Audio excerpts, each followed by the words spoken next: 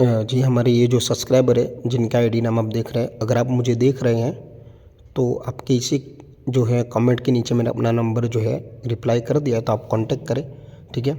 اور انہوں نے بہت ہی ضروری کمنٹ کیا، اس لیے مجھے جواب دینا ضروری ہے۔ اب آئیے ویڈیو شروع کریں۔ السلام علیکم ورحمۃ اللہ وبرکاتہ۔ ناظرین، امید کرتا ہوں آپ سب خیریت آفیت کے ساتھ ہوگے۔ آئیے انشاءاللہ عز و جل آج کی اس ویڈیو میں اردو کتاب بہار شریعت حصہ دوم، ٹھیک ہے، پیج نمبر 314 آپ دیکھ سکتے ہیں، اور پارٹ نمبر ہم پڑھیں گے 63، ٹھیک ہے۔ 63ویں پارٹ میں جو ہے غسل کا بیان چل رہا ہے، اسے کنٹینیو کریں گے۔ دیکھیں حدیث نمبر 12، ابو داؤد و ترمذی عائشہ رضی اللہ تعالیٰ عنہ سے راوی کہ رسول اللہ صلی اللہ تعالیٰ علیہ وسلم سے سوال ہوا کہ مرد تری پائے، تری یعنی گیلا ہونا، ٹھیک ہے، اور احتلام یاد نہ ہو، یعنی رات کو جو ہے احتلام ہوا نہیں ہوا یاد نہیں، لیکن صبح جب اس نے اٹھا دیکھا تو تری ہے، تو کیا ہے اس کا حکم؟ فرمایا غسل کرے، یعنی غسل کرنا ہے، ٹھیک ہے۔ اور اس شخص کے بارے میں سوال ہوا کہ خواب کا یقین ہے اور تری یعنی اثر جو ہے وہ نہیں ہے، نہیں پاتا، فرمایا اس پر غسل نہیں، یعنی تری نہیں ہے، اثر نہیں ہے، تو پھر غسل نہیں کرنا، ٹھیک ہے۔ ام سلیم نے عرض کی، عورت اس کو دیکھے تو اس پر غسل ہے؟ فرمایا ہاں، عورتیں مردوں کی مثل ہے، یعنی مردوں کی طرح ہے، ٹھیک ہے۔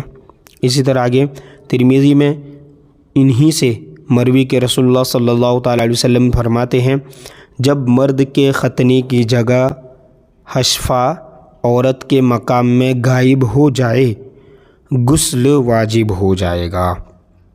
اسی طرح صحیح بخاری و مسلم میں عبداللہ بن عمر رضی اللہ تعالیٰ عنہما سے مروی کے حضرت عمر رضی اللہ تعالیٰ عنہ نے رسول اللہ صلی اللہ علیہ وسلم سے عرض کی کہ ان کو رات میں نہانے کی ضرورت ہو جاتی ہے، فرمایا وضو کر لو اور عضو تناسل یعنی جو پیشاب کی جگہ اس کو دھو لو، پھر سو رہو، یعنی سو جاؤ۔ پھر صحیحین میں عائشہ رضی اللہ تعالیٰ عنہ سے مروی فرماتی ہے، نبی صلی اللہ تعالیٰ علیہ وسلم جب جنوب ہوتے اور کھانے یا سونے کا ارادہ فرماتے تو نماز کاسا وضو فرماتے، جنوب یعنی جو ہے غسل فرض ہونا، غسل جنابت، ٹھیک ہے، تو کیا کرتے نبی کریم؟ نماز کاسا یعنی جو نماز سے پہلے وضو کرتے اس طرح وضو فرما لیتے۔ دیکھیں آگے مسلم میں ابو سعید خدری رضی اللہ تعالیٰ عنہ سے مروی کہ رسول اللہ صلی اللہ تعالیٰ وسلم فرماتے ہیں، جب تم میں کوئی اپنی بیوی کے پاس جا کر دوبارہ جانا چاہے تو وضو کر لے۔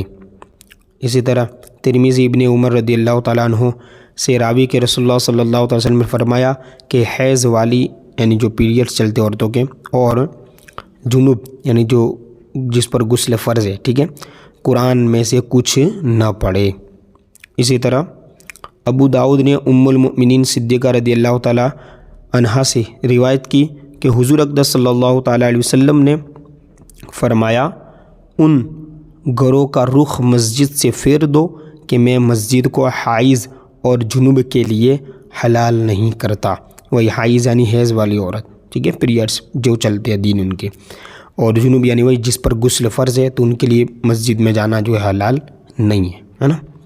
اسی طرح آگے ابو داؤد نے حضرت علی رضی اللہ تعالیٰ عنہ سے روایت کی کہ رسول اللہ صلی اللہ تعالیٰ علیہ وسلم فرماتے ہیں کہ ملائکہ یعنی جو فرشتے اس گھر میں نہیں جاتے جس گھر میں تصویر اور کتا اور جنوب ہو، یعنی ناپاک شخص ہو، ٹھیک ہے، یعنی وہی غسل فرض ہو۔ ابو داؤد اور عمار بن یاسر رضی اللہ تعالیٰ عنہما سے راوی کہ رسول اللہ صلی اللہ علیہ وسلم نے فرمایا، فرشتے 3 شخصوں یعنی 3 لوگوں یعنی 3 انسانوں سے قریب نہیں ہوتے، ایک کافر کا مردہ، ٹھیک ہے، اور 2 خلق میں لتھڑا ہوا، خلق یعنی کہ زعفران کی طرح ایک خوشبو آتی ہے جو کہ مرد کے لیے لگانا جائز نہیں ہے، تو اگر وہ کسی نے لگائی ہو تو جو ہے فرشتے اس کے قریب نہیں آئیں گے۔ اور تیسرے نمبر پر ہے جنوب یعنی جو جنبی شخص ہے، یعنی جس پر غسل فرض ہے، ناپاک ہو گیا، ٹھیک ہے، مگر یہ کہ وضو کر لیں، آپ وضو کر رہ رہے تو ٹھیک ہے، بعد میں غسل تو ادا کرنا ہی ہوگا اسے۔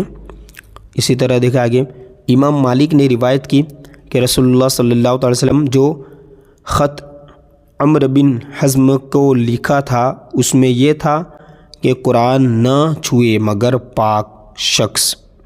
اسی طرح امام بخاری و امام مسلم نے ابن عمر رضی اللہ تعالیٰ عنہ سے روایت کی کہ رسول صلی اللہ علیہ وسلم نے فرمایا جو جمعہ کو آئے اسے چاہیے کہ نہا لے، یعنی غسل کر لے، ٹھیک ہے۔ جمعہ کے دن ویسے بھی غسل کرنا سنت ہے۔